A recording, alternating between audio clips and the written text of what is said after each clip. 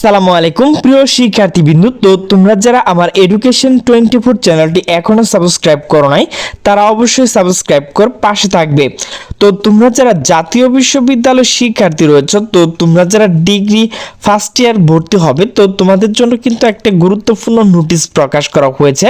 তো নোটিশটি মূলত প্রকাশ করা হয়েছে জাতীয় বিশ্ববিদ্যালয় ওয়েবসাইট থেকে। তো আমি যদি তোমাদেরকে দেখাই, তো দেখো আমি কিন্তু এখন অনার্স স্টেপে রয়েছি।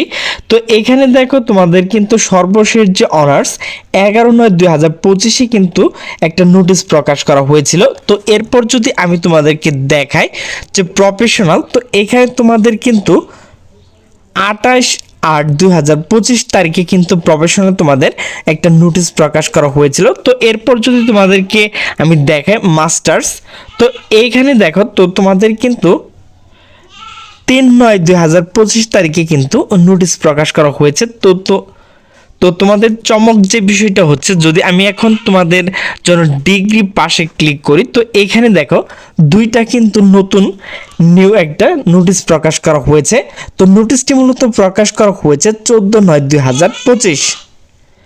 তো দেখো এক নাম্বার যে নোটিশটা রয়েছে, তো সেখানে কিন্তু বলা হয়েছে curricular for degree pass admission 2024-25। তো এরপর 2 নাম্বার যে মূলত তোমাদের নোটিশটা রয়েছে, তো সেটি হচ্ছে guideline for first year degree pass admission 2024-25।